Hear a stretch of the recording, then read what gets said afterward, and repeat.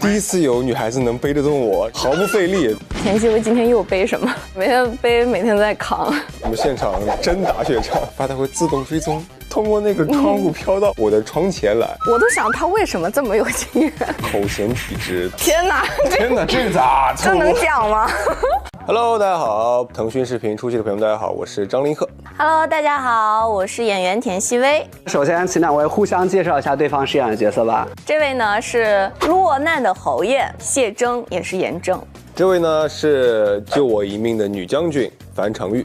剧中我看介绍就是说谢征在父母墓碑前领了家法108鞭嘛，那个是很重要的一场戏，现在有拍到吗？拍完了。拍完了。当时拍那场戏的时候感受怎么样？很受伤，对，因为挨了108鞭伤，全是伤。我跟我舅舅也是刚刚断绝关系，然后就跟他表白了。通过我的受伤，然后表达了我对他的真情。樊长玉是不是也通过那场戏被融化了？其实也不光是那场戏，其实在前面就已经奠定了很深厚的感情基础。你们觉得是从哪里他们的感情开始递进？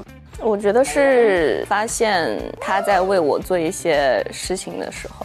我会觉得是这2天拍这个戏，因为这2天我们在拍一家人在过春节，春节之后我就要离开了。以些人角度来说，我是离开之后我才发现，哇，原来这女孩子在我心里面其实已经有这么重要的地位了，我才意识到可能我真的已经爱上她了。我看路透这几天过年的这种气氛也非常的幸福美满的感觉。对，包括前几天我看到还有一些打雪仗啊那种的戏份。那一块都是剧里过年的戏。没错，也是这一坨，我们现场真打雪仗。那你们觉得他们互相给对方做过最感动或者说给过的礼物信物是什么呢？我觉得其实前期谢征有非常酥的点，就是可能会给常玉送个小礼物，但是他不说是他送的，他会悄悄的去把常玉当掉的簪子给他赎回来，非常多这种小小的心思，就会觉得还蛮暖的。就是我说的口嫌体直，他是这么一个人。樊长玉他也送了我一样那个发带，然后那个发带特别神奇的是，发带会自动追踪，还有这种功能，它可以通过那个窗户飘到我的窗前来。导演的一个设计，一个小设计，这也算是他送我的，也是我们定情信物。还有一个是谢征亲手给樊长玉做的一个护腕。刚说到这个发带飘过来之后是有一个怎样的呈现呢？我们俩都不知道对方在军营里边，但是他的发带正好通过那个缝隙飘到了我的床前。去找发带的时候，正好就发现了我在哪儿。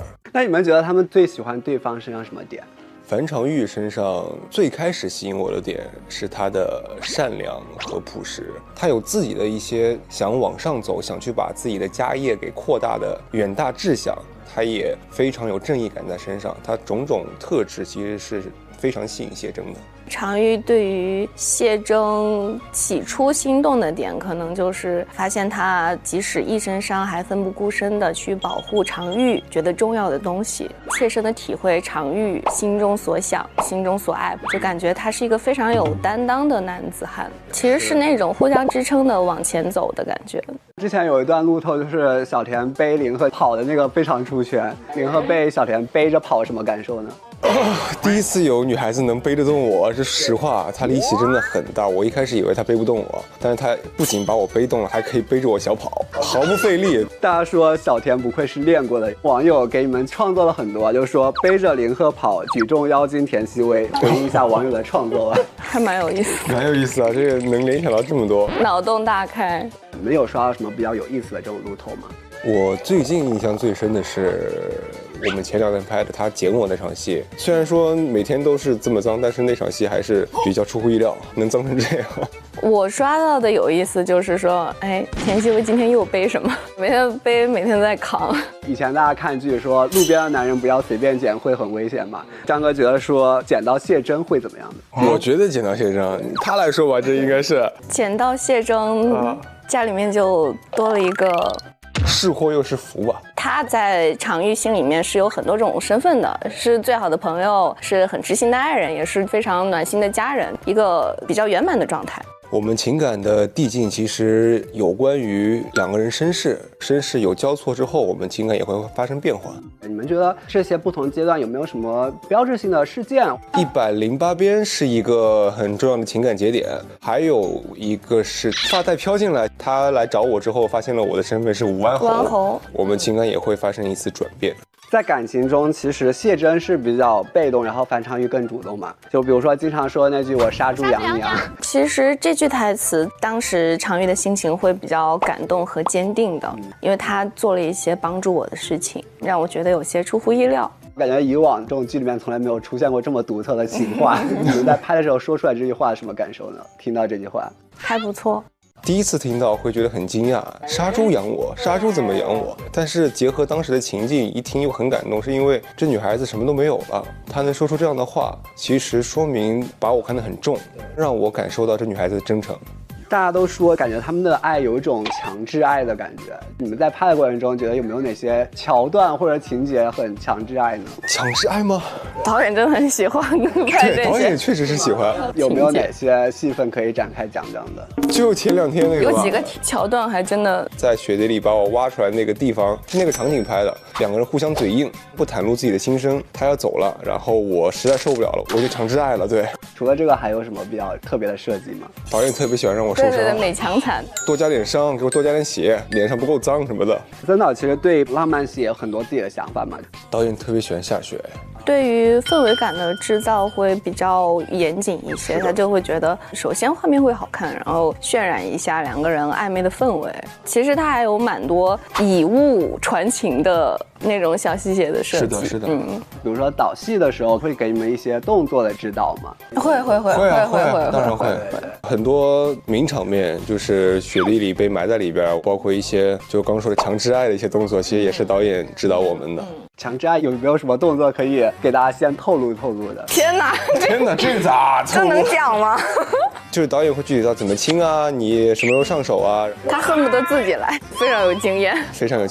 我都想他为什么这么有经验。那有提问导演吗？有啊。导演怎么说？一提导演会害羞，不可说。对，导演会害羞。你们觉得谢真和樊长玉陷入恋爱前是怎么样，然后陷入恋爱后又是怎么样呢？我觉得陷入恋爱前是疯狂试探，陷入恋爱后可能就大张旗鼓。谢真陷入恋爱前冷血无情，陷入恋爱后柔情似水。说完不好意思了，找不到合适词，反正就是前后其实有被感化到，更加有人情，更加柔软。小莲刚刚说的就是大张旗鼓啊，这些展开说它是什么行为？可能会在村子里面，然后就觉得我家夫婿很怎么夸夸，到后面就是大家会进入到这种夸夸模式了，是吗？后面就不夸了，打仗去了。对，后面我们的目的就不一样了。那前面夸都是怎么夸呢？对比着夸，采宋燕，捧谢真。对，那谢真有没有被夸成翘嘴？谢真跟他一起采宋燕。剧中谢真最吃樊长玉的什么主动示爱方式呢？醉酒后的那些，那句话说不了。醉酒后的示爱吧。樊长玉比较可爱，平时清醒着不好意思说，但他喝醉了就袒露一些心声。两位这次在剧中也有很多好看的这种造型嘛，互相点评一下对方这次的造型。我特别喜欢他的那套簪花的那个造型，非常有那种女将军的气势。其实他领子的造型也是好看的，那我们俩喜欢的都是一样的，就很特别，然后又很符合当时人物的气质。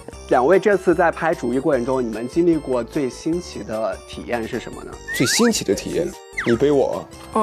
其实我就是杀猪，然后被谢真了。最后对着我们的镜头号召一下大家来观看我们主语吧。走过路过不要错过，你们会看到男帅女美，画面精美，每集都有名场面的主语。欢迎大家来腾讯收看《逐玉》，这是一部非常精彩，不管从爱情线还是事业线都非常精彩的《逐玉》。如果是要给他们爱情支点招的话，你们想给点什么建议呢？别打打杀杀的了，幸福的生活在一起就行。小田呢？烧最硬。我就是去尝试更多的角色，通过不同的角色去提高自己的业务能力，后面的路也可以走得更宽一点。大家就是会因为外形的一些东西忽略你的情绪的表达。我能做的就是把这些外形从我内心剔除掉，做好自己的事儿。我会去网上回复一些粉丝的评论，是因为我感受到了他们给予我的爱意。至于说有一些人他会去因为我的这些话去所谓的审判我、批判我，那就让他们去批判我。如果我连这些权利都没有了，那我就不是一个完整的人了。而且我都不是一个完整人，我怎么去做演员呢？江畔何人初见月，江月何年初照人。Hello， 腾讯视频入戏的朋友们，大家好，我是演员张凌赫。我感觉张凌赫在这几年经历过这一些角色之后，对于这些角色的理解啊，或者说这些角色的人生，你觉得会或多或少给自己留下什么印记或者影响吗？从自身出发嘛，可能每个角色身上都会有我张凌赫自己身上的一个特质。我自己其实也挺神奇的，我每演一部戏，在那个时间的状态里面，我自己也性格也会发生变化。可能演狠厉的角色，那段时间我情绪就会不好；演谢峥，我就每天特别想运动，特别想运动，为什么？因为打架嘛，啊，天天的，对啊，倒也是，对啊。这些年我就是通过这些角色，我慢慢的自己也会了解自己，然后自己也会成长。那以往其实也有很多演员前辈说，表演这个行业它是很在乎天赋的，天赋和后天的努力是如何去看待这两者的关系呢？天赋和后天的努力，天赋是什么呢？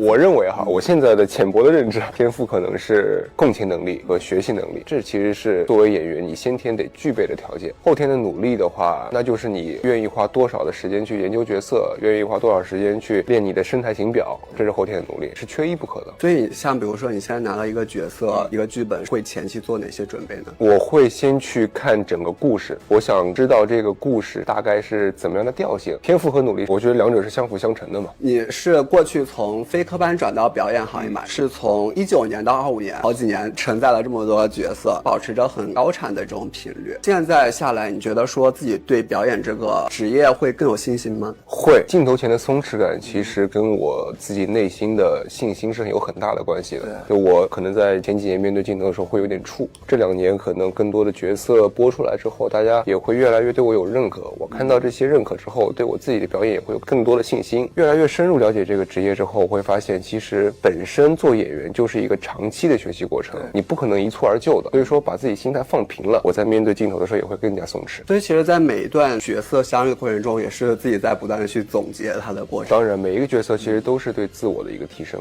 而且感觉刚聊下来，在这一次跟谢峥的旅程中，感觉又有更深一步的思考。对，更深一步的思考，然后从导演啊，从对手演员身上也学到更多的东西。其实过去大家对你的讨论更多会聚焦在颜值啊、帅这些方面，就是真的不夸张，就是我身边朋友全都在夸说张凌赫好帅。尤其过去其实你很多这种活动超级帅气出现了名场面，那你觉得颜值给艺人张凌赫有带来更多的信心吗？分场合吧，如果是出席活动这些颜值大家对我的称赞或者说对我的认可，我觉得是给我信心的。去参加活动，如果你觉得自己状态非常好，走出去也会不一样嘛。但是在演戏上面，我觉得都有利有弊。有利的话，可能因为接触的偶像剧会比较多，大家对我的选择会因为我的外形条件而去选择我，这是一个益处。弊端的话，我觉得在演戏过程当中并不是一件好事。大家可能在看我的戏或者说看我的镜头的时候，会太多的关注到说，哎呀，张凌赫今天帅不帅？张凌赫是不是比之前不帅了？他因为不帅，是不是因为他演得不好？会有这样的一些声音出来。所以说，在演戏的过程当中，很可能会因为这些忽略到我自己对于角色、对于那场戏的情绪表达。在演戏的时候，对你的这种心态其实也或多或少会有一些影响。对，会啊，我尽量去把这东西给剔除掉，不太去在意说我这么去演帅不帅，这么去演这镜头好不好看，这些东西都交给导演，我自己更多的是回归到角色本身去表达情绪就行了。再有一个更犀利一点的问题，就是当大家更聚焦在你的颜值上的时候，作为演员张凌赫来说，会觉得自己的演技被忽略吗？大家只关注你的颜值、你的脸，可能会看不到你的实力或者说你的演技。这东西不应该由我来评判。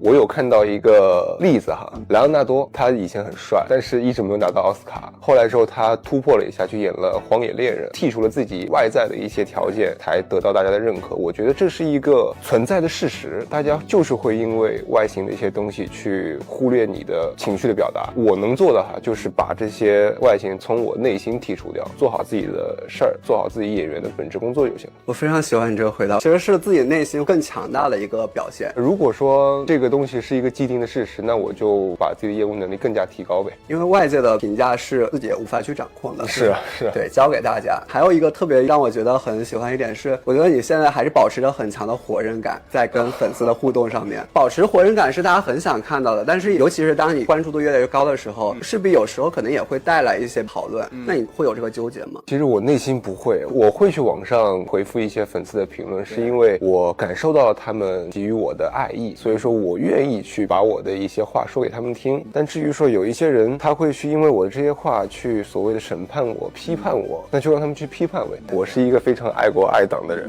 我是一个非常正能量的人。如果你因为我这些话让你觉得不舒服了，你来批判我，那也是你的事儿。我作为演员，我面向的是所有的观众，这也是在做真实的自己和这些喜欢的人的互动，对一个真实的表达。对，如果我连这些权利都没有了，那我就不是一个完整的人了。而且我都不是一个完整人，我怎么去做演员呢？大家想看到的也是一个真实、个性鲜活的一个演员。说到演艺圈，男演员的竞争也一直非常激烈嘛，因为影视行业这个市场就是一个瞬息万变的这种市场。没错。那作为演员来说，你是如何去适应这个市场的？有多少人听到你的名字愿意去看一眼你的剧？这个其实是基于你自己以往的剧播出来多少角色会让大家记住，大家对你这个人有多少好感。但是话又说回来，其实一部剧好不好，演员只占一部分，有时候导演的呈现啊、剧本的呈现啊，整个大家的所有的配合都是一个整体的东西，而且其实是天时地利人和。对，是一个综合元素。对，而且观众审美也在变，每部剧一句一命吧，都说不准。我现在想法很简单，我就是去尝试更多的角色。第一个是通过不同的角色去提高自己的业务能力，第二个是我也希望可以让更多的人看到我可以演不同的角色，然后这样的话我后面的路也可以走得更宽一点，这就是我自己想做的。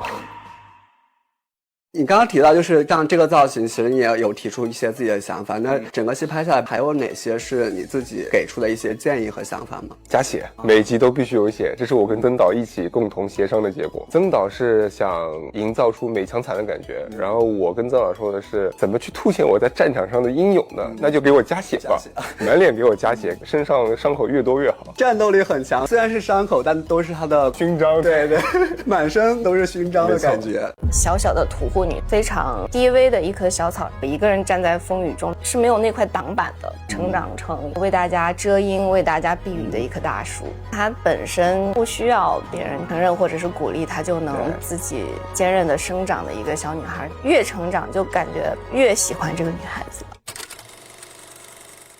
我是樊长玉，我抢你倒在雪地里才把你背回来的。Hello， 腾讯视频入戏的朋友们，我又来啦！我是演员田曦薇，也是樊长玉。当时看完主玉，了解完樊长玉这个角色，什么感受呢？她是一个非常有侠义之心的一个小女孩，所以她剧中会有很小女孩的一面。对对对，小女孩的娇羞啊、可爱啊，在处理爱情方面的那种女生独有的青涩，然后也有一个非常坚韧的心。感受完这个角色之后，最吸引的会是什么？最吸引我的地方，我觉得就是非常有责任感、有担当的人。你觉得和以往演过这种古装剧的角色有什么不一样的体验或者突破？首先就是她真的完全是从一个小小的屠户女，非常低微的一棵小草，然后成长成为大家遮阴、为大家避雨的一棵大树。看完剧本的时候，你觉得最期待她的一场名场面戏份是什么呢？我觉得第一场吧，就是非常期待的，因为是一个杀猪的戏份。杀猪的第一场吗？对对对，当时就觉得放在第一场会觉得比较吸引观众吧，因为也没有见过这种东西。那前期在饰演她这个杀猪少女的时候，有没有什么特别设计在吗？服化方面，就是导演可能就会要求要糙一些、利落一些。表演上，导演会觉得颗粒度比较大，就是大大咧咧的那种女孩。大大咧咧这方面，田曦薇会加入一些自己的性格在里面。对对对对，是有点钝感在里面。钝感。那你觉得这方面和自己的性格像吗？我还好，我在生活中感觉还是一个心思比较细腻的人。刚刚也说到，这个杀猪少女是以往角色没有过的。她的这些经历有没有让你觉得很惊喜或者意外的？有啊有啊，越成长就感觉越喜欢这个女孩子。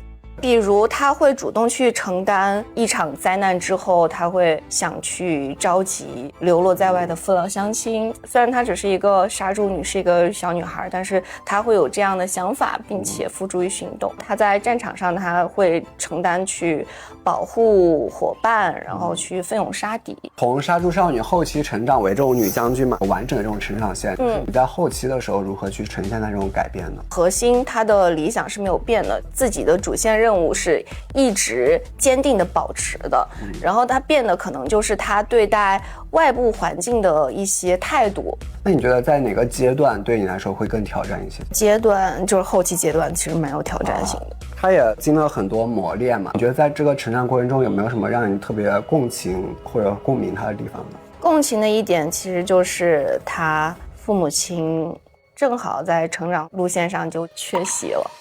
当时很明显的感受到，就是我一个人站在风雨中，但是是没有那块挡板的。父母亲的去世对于我而言，就是我需要独自去承受这些外界所有的风霜了。养个20-30头猪，这就100头。那你在前期演她杀猪少女身份的时候，会有心理包袱吗？没有，还好，真的，我觉得还蛮有意思的，还蛮有意思的。第一次拍这场戏的时候，感受怎么样的？感受还好，但是也会非常认真，就是心里在暗暗告诫自己要投入多少精力，要仔细看老师这个刀是怎么划。看路透有很多你的一些打戏，这种双刀打戏啊，尤其他到后期成为飒爽女将军的时候，这些戏份的拍摄有没有什么特别的训练和准备呢？就是前期会有威亚呀，还有那些拳脚功夫的训练，然后但是到战场上还是会觉得哇，因为那个氛围就非常不一样，就到了那个现场其实会很震撼。对，就关于就是那种战场的残酷，那种血肉的碰见，其实还挺触目惊心的。有没有比如说这种比较印象深刻的这种大场面戏份？有一段其实印象很深刻的就是我其中有个小伙伴对，在一场战争中死掉了。那个时候给我真正触动的就是站上这个战场的人就不知道战争是什么，但是战争就把他们的生命夺走了。范丞丞他是一个内心认定的话就会很坚持的很强大的人，你觉得这方面和田曦薇自己像吗？希望越来越像吧。希望越来越像。那现在田曦薇是怎样的？就是时不时摇摆，但是还算坚定的一个人。摇摆，比如说在面对什么的时候会摇摆？比如选择的时候，比如就是这个态度我应该是保持怎么样的时候，是指面对外界的一些对外界的声音这种，对，会有动摇的时候，那动摇的时候自己如何去坚定自己的选择呢？就把自己拉回来，就最后拉回到自己这个节奏里面去。樊昌玉他其实是非常个性鲜明的人嘛。田曦薇进入到演艺圈成为艺人之后，你觉得现在经历了几年的成长，就做艺人和做田曦薇自己有冲突吗？还好，或者是说有冲突，我其实感觉也能克服。因为做艺人也是自我的一个选择，是这个选择也是一部分自我的表达。做演员会让我觉得很开心，我很喜欢演戏，这也是我自我的一部分。如果有一天我会觉得我的自我被艺人这个身份吞噬的话，我觉得我会停下来。停下来之后，那怎么去调节呢？暂时把这个身份先放一放，先找回自己的节奏。先去睡觉啊，或者是调节一下节奏。对。那大家也会非常希望，就是继续看到这种真实鲜活的你。谢谢。杀青告别樊昌玉了嘛？就是如果要跟他说一句告别感言的话，想说点什么？首先，他本身就是不需要别人去承认或者是鼓励，他就能自己坚韧的生长的一个小女孩。但是我还是想夸夸她在风雨中能够帮助别人，能够保护自己，在成长路线中也没有丢失过自己纯良的心性。我觉得这是很感动我的。你当时拍的时候有没有什么哪些戏让你挺有意思的？有感受很有意思的一点是猪真的有点难弄，就是不管是赶它的时候还是抓它的时候，拍完之后还想养这种宠物猪的想法吗？以前没有，现在也不会有，还是不敢去设计。对，然后自己也会成长。在这远征匆匆中逃难至此，无论你说什么，我都会答应你的。我想陪着你。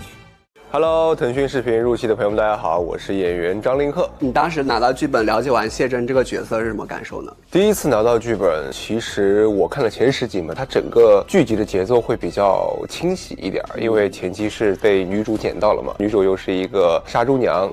我杀猪养你啊！姑娘有什么想要的心愿，可往大了说，养个20-30头猪，再往大了说，那就100头。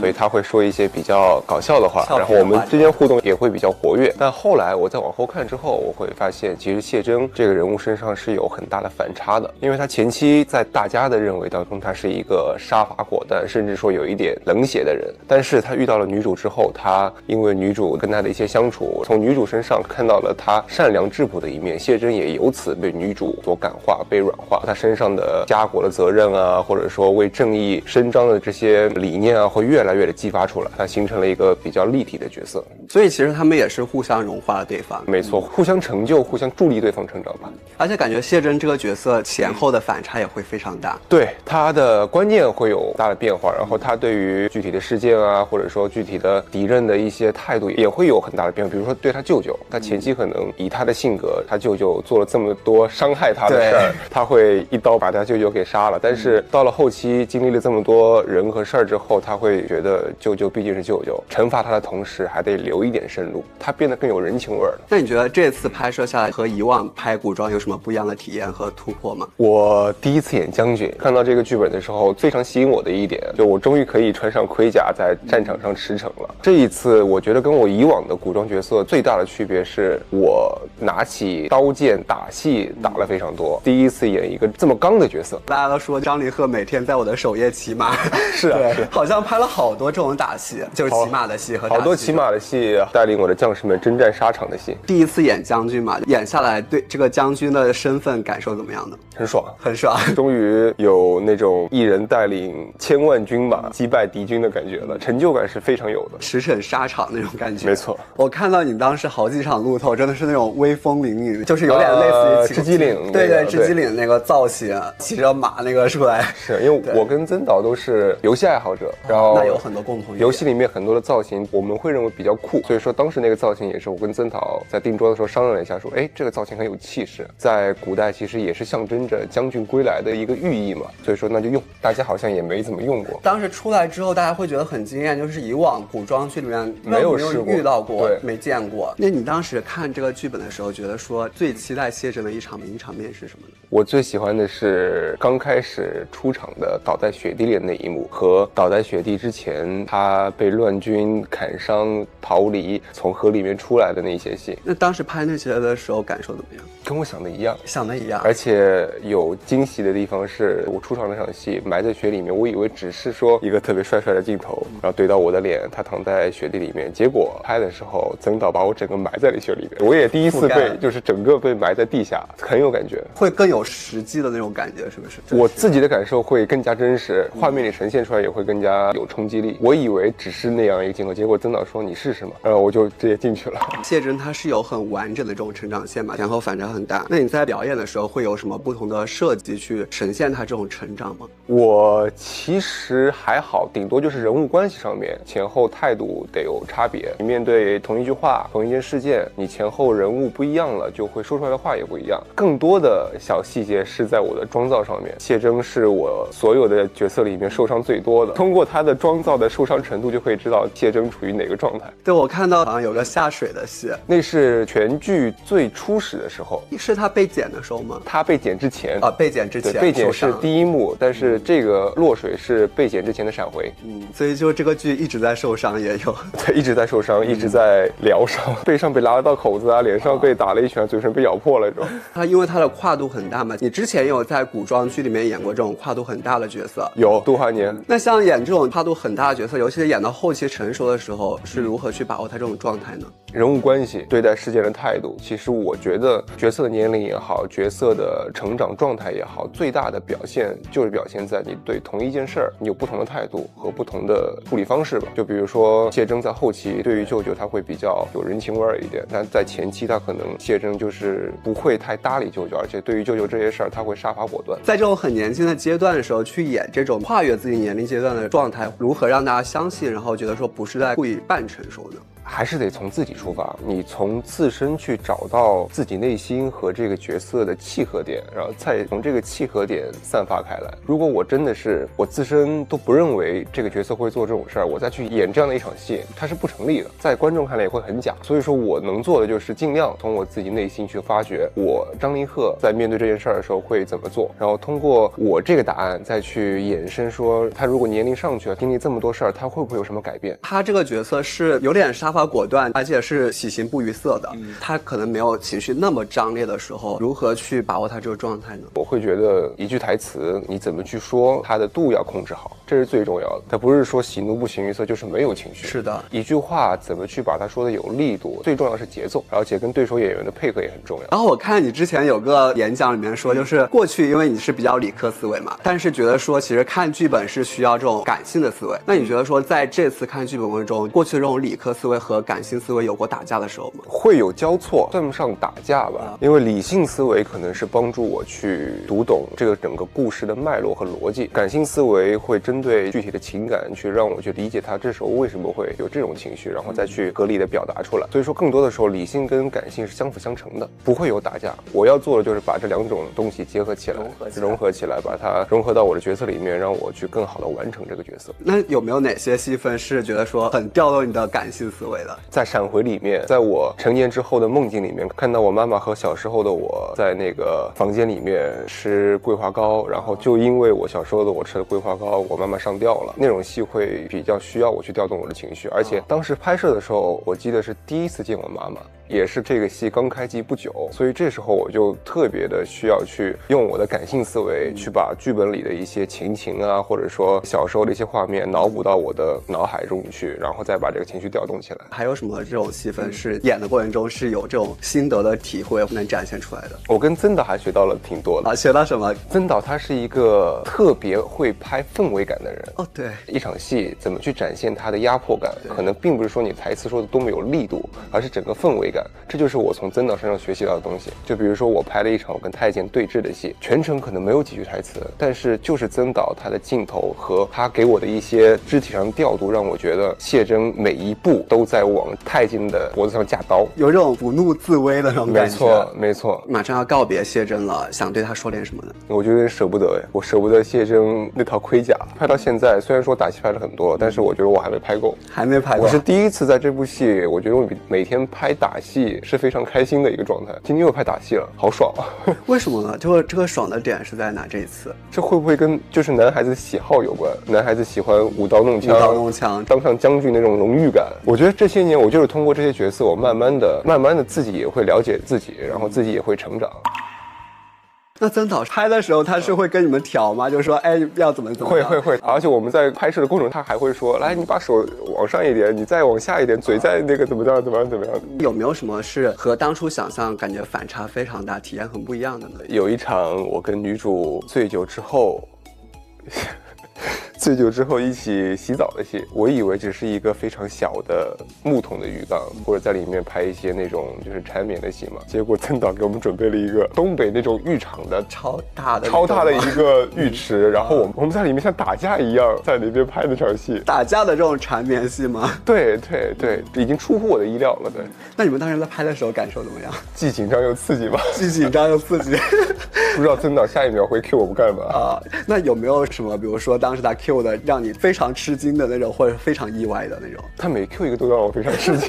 你要把这个人活生生的立住，你需要很多自己自身散发的东西，这样才能够和这个角色非常自然的结合起来，才能感染观众。我觉得她是一个非常勇敢和坚强的一个女性，然后她发展到后期，她身份的变化让她扛起了更大的责任，也让我觉得她是一个非常有担当的一个女性。我希望以后的角色也是能够带给大家这种正能量的感受，让大家看到我的角色能够开心，能够觉得自己也充满力量。叫你们掌柜出来！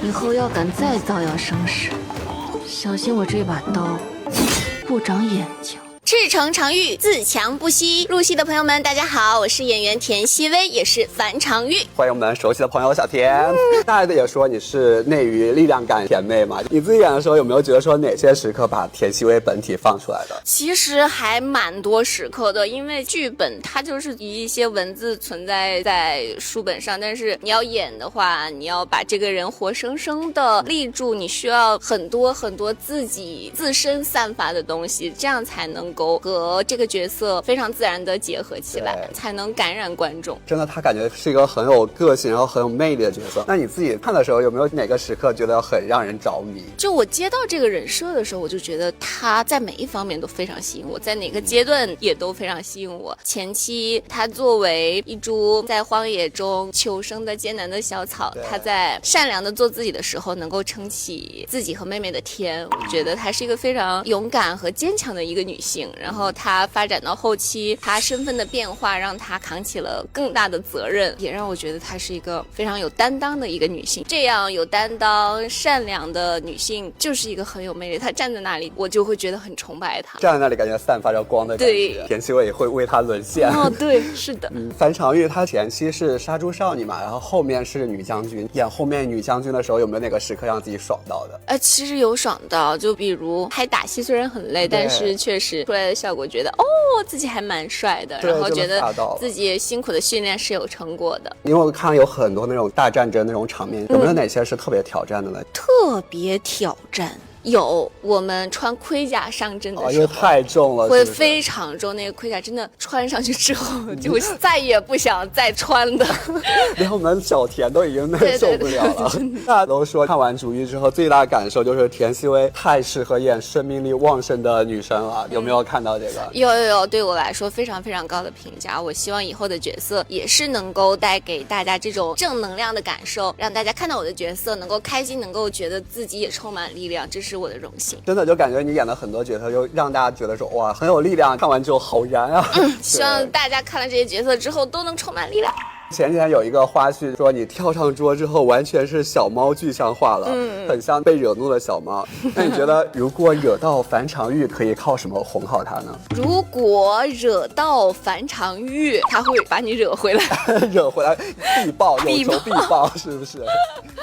可以去他的猪肉铺买猪肉，这样就可以哄好他。樊常玉真的是一个事业心女性。对，如果她生气的话，是会什么表情？以下樊常玉上身。如果田曦薇生气呢，会是什么样子的？也是一样。对，那田曦薇如果生气的话，靠怎么样可以哄好？我就毛茸茸的走开。毛茸茸的走开，那是自己哄好吗？对，我就自己待着，自己把自己哄好了。逐一已经开播几天嘛，就热度真的非常高。你有没有同步一起在我们鹅追剧呢？有，而且就是鹅的弹幕非常好笑，对，是吧？有脑洞非常大，对，提供了非常多思路。是的。你自己有没有看到什么特别有意思的弹幕？有，就比如说我见到钱姐的时候，然后弹幕就飘过恭喜二位救人。对，因为我和雪儿是对上一部也和雪儿有合作嘛，然后这一部就是再续前缘，所以说弹幕上我就觉得恭喜二位救人蛮好笑。这部演好闺蜜，对，就感觉是携手一起走过了很长的时间。就大家都说就看剧中两位漂亮女生搞事业真的好爽。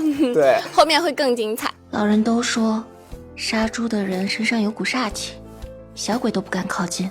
我守着你，你就不会再梦魇了。樊常玉和谢真之间前期是不断的拉扯，后面越拉扯越带感。你觉得最好磕最吸引的地方是什么呢？最好磕我觉得每一个阶段的特点都非常的鲜明。第一个阶段就是那种小而美的温馨啊，小小的拉丝啊，然后后面可能就是拉扯，都有比较强烈的情感波动。后面是真的拉扯，真的是拉扯，后面就越来越带感，会非常的精彩哦。对，真的有很多出圈的名场面，就现在已经有很多了，比如说我杀猪娘娘啊，然后还有陈皮糖吻。后面有没有哪些名场面可以提前透露的呢？有，我觉得谢征和常玉分别的那场戏其实挺伤感，然后充斥着爱又伤的感觉。对，然后还有掉马甲之后两个人的那种争吵。骗人好玩吗？我迷晕你，那那是因为害怕你死在战场上。对对方极致的关心而带来的怒气，这些很复杂的情感到后面都很吸引人。那如果樊长玉、谢真来到现代的话，你给他们安排一日约会行程，想安排什么呢？哇哦，一日约会行程，我觉得想给他们大发善心，安排他们去游乐园。哦，去游乐园。大发恶心就让他们去扫楼，跟我们一起跑宣传。对，来鹅的家看一看，来鹅家了，真的准备了很多绝活。最后再给大家推荐安利一下来鹅看我们的主语，然后后面剧情有值得期待的地方。我们如玉里面有秀色可餐的男生和女生，有非常治愈人心的烟火气息，有跌宕起伏的故事，希望大家可以多多关注我们如玉。真的后面越来越精彩。欢迎熟悉的小智来做客我们入戏的今天访谈。我反被邀请了，那小智来采访吧。那你觉得樊长玉对于你来说是一个怎么样的形象呢？就是一个非常非常有力量感，然后就是非常有魅力，就谁见了谁会不爱的角色呢？是不是？那你有什么想问我的吗？那我们就开始今天的采访吧。OK